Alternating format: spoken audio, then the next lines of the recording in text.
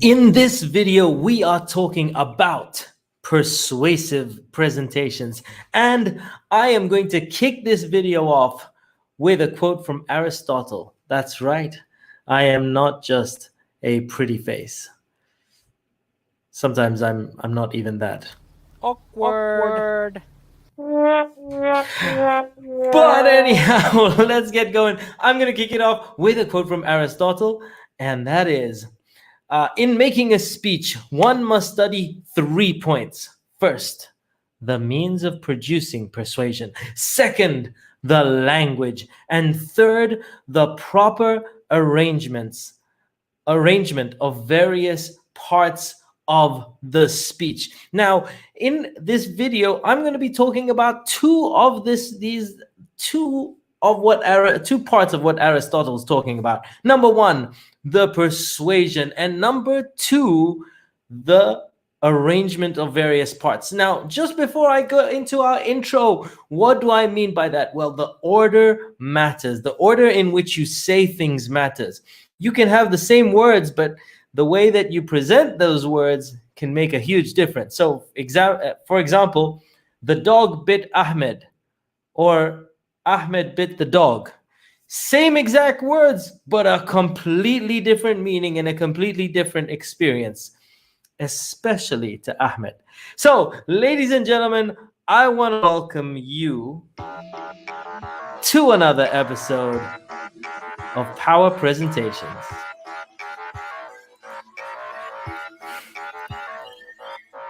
And today we are talking about how to put together a powerfully persuasive presentation. Try saying that 3 times really quickly and you may struggle, but you may not. I don't know. Marika, always a pleasure to see you. Thank you so much for tuning in. I appreciate you as always. So let's talk about how to put together a powerfully persuasive presentation. Now, why is this important? Before we get into this, have you ever tried to get someone to do something, and it's like you're begging them to do something that's going to be good for them? You know that you're asking someone to do something and you know it's going to be good for them, but at the same time it's like you want it more than them. Have you ever experienced that?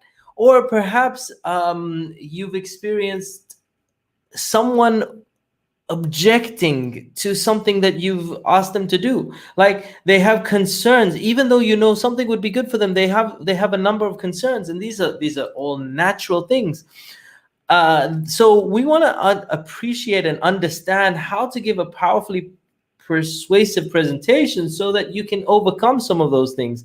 And also, if you are able to give a presentation that's persuasive, if you do it right, you can avoid being salesy. You can avoid being pushy. You can avoid being, seeming like you're desperate or manipulative or whatever it is that you could be, that a bad presenter would come across as.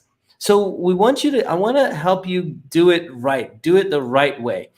And the reality is, you interact and you experience persuasion daily. I just read something where someone said they'd done a study, and about 40% of a person's job is on every single day, 40% of their time is doing some form of persuasion, some form of influencing, some form of getting someone to do something, inspiring. All of these are different forms of persuasion. So I want to equip you with the tools to do it effectively. So we're going to be going through the 7-step system to persuasive presentations. And so let's get started with Number one. When you're giving a persuasive presentation, you want to start with a strong open, a strong hook, something that grabs people's attention. Now, it could be a question.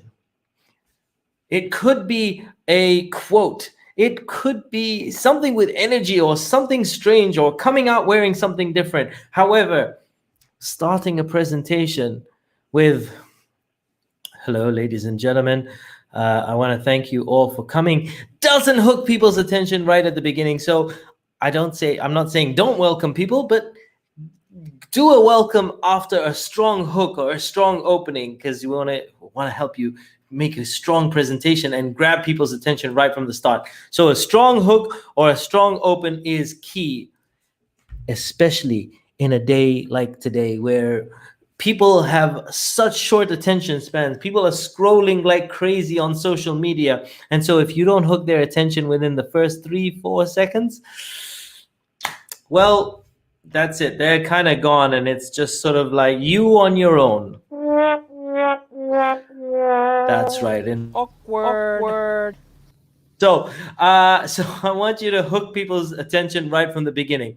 So after you hook people's attention, then you want to go through the problem that people are facing. If you're persuading people, typically you're persuading them to do something because it solves a problem. If you have a product, your product is solving a problem. So go through the problem.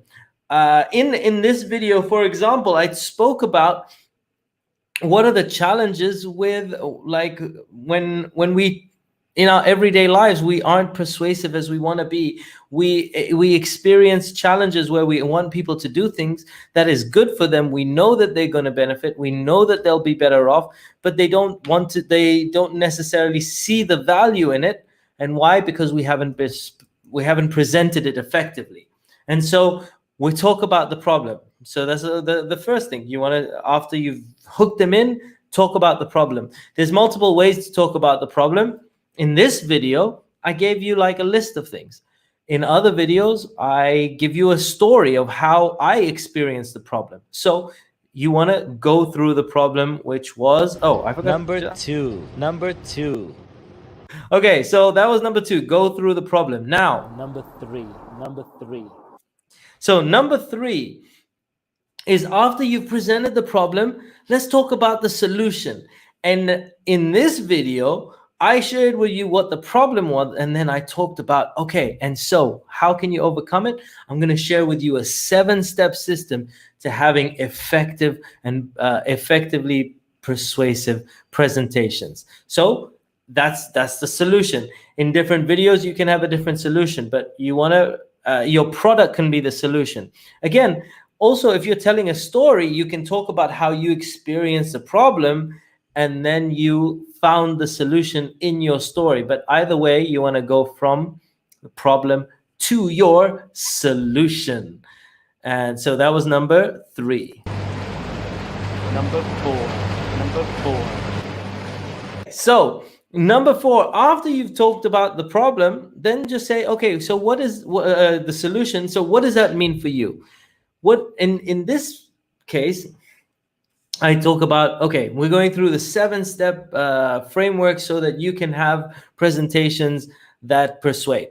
And what that means for you is, now you have a system that you can use whenever you want to put together a presentation. So you can save less time, so that you can persuade more effectively. You're not second guessing yourself. I'm talking about what it means for you. Why do I do that? Because, well, people don't care about just general knowledge. They want to know, what does this mean for me? What does it mean for you? Tune into people's favorite radio station, which is WIIFM. What's in it for me? Tell people what's in it for them. Okay, so why is this good for people? All right, so that's number 4. Number five. And then number 5, the benefits and the features. Okay, so benefits, it's a 7 steps. So the features, it's a 7-step system. The benefits is, it saves you time so that you don't have to second guess. The benefit is, you have a template that anytime you need to put a presentation together, you can just use this and just fill in the blanks.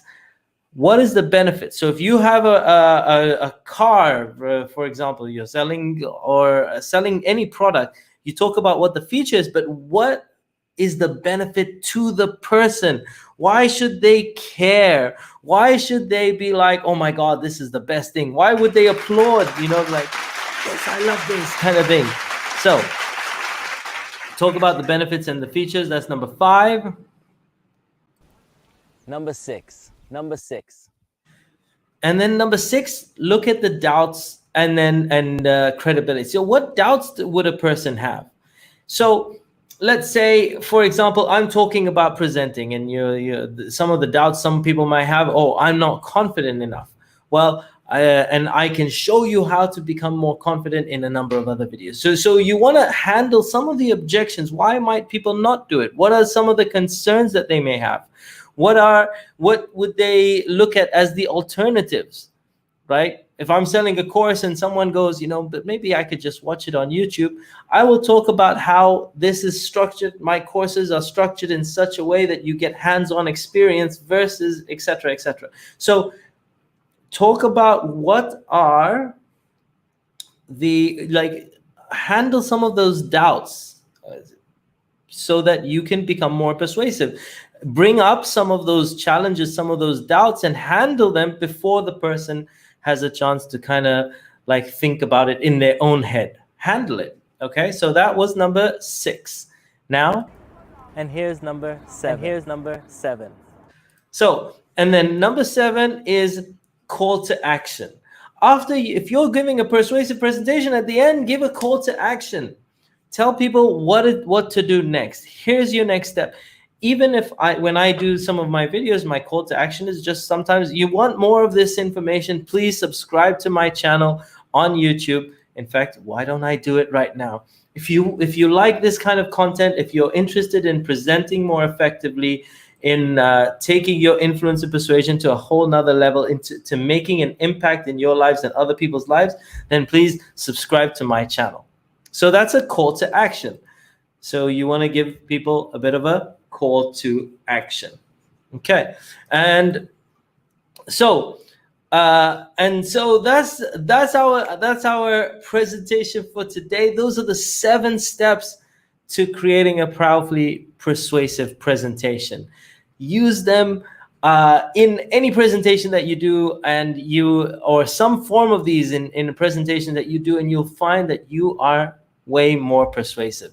So I want to thank you for tuning in. Marika is saying, yes, it's very important to address the objection. 100%. It's huge. You gotta handle that. You wanna understand when people.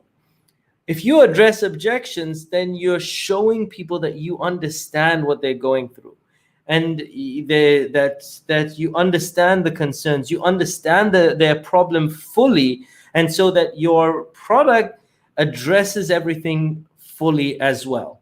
So that's my session for today.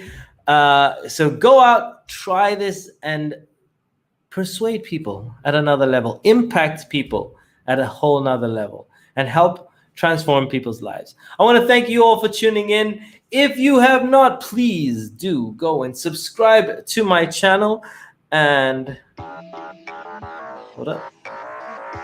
There we go.